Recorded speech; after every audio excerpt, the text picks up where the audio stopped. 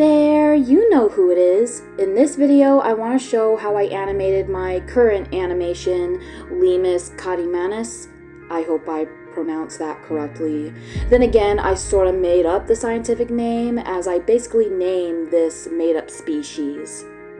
I got inspired to animate this lemur based on the Sonic the Hedgehog character, Tangle the Lemur.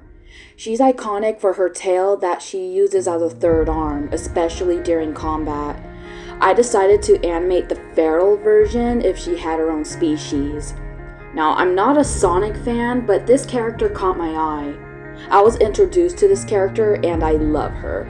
She's a hyper, energetic, excitable tomboy with a sense of adventure and good doing.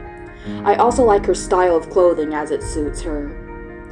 I made up a head canon where Tangle comes from a rare, phenomenal bloodline of lemur that's known for its particular trait in its tail, hence the name Caudamanus, which is meant to translate to tail hand, or hand tail. So I guess you can consider this a sort of fan animation. I felt it was worth mentioning where I got the inspiration to create this thing. This kind of lemur is very rare and is hard to reproduce. Although a quote-unquote average lemur may carry Lemus Caudamanus blood, which not very many do, the chances that it can reproduce an actual Caudamanus are very low.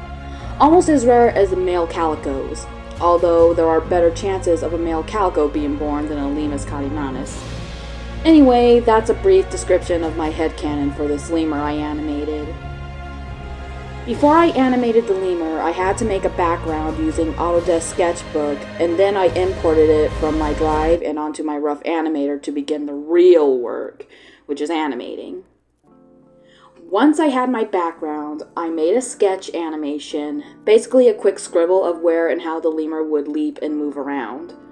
After that, I began to make the solid animation of the lemur, making its head and body, which were the most time-consuming part of the process.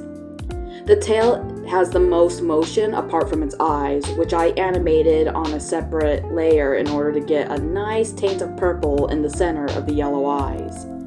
I animated the tail on a separate layer as well to color in the rings on its tail easier. I set my brush to paint behind my previous color when making the whole head or body.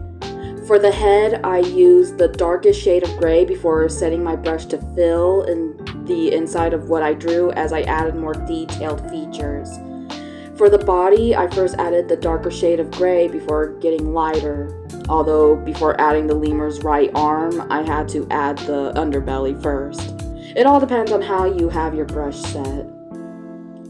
And well, there's really not much else I can add to this, so here you've pretty much seen the process of my lemur animation. As short and simple as it is, I'm still happy with how this turned out.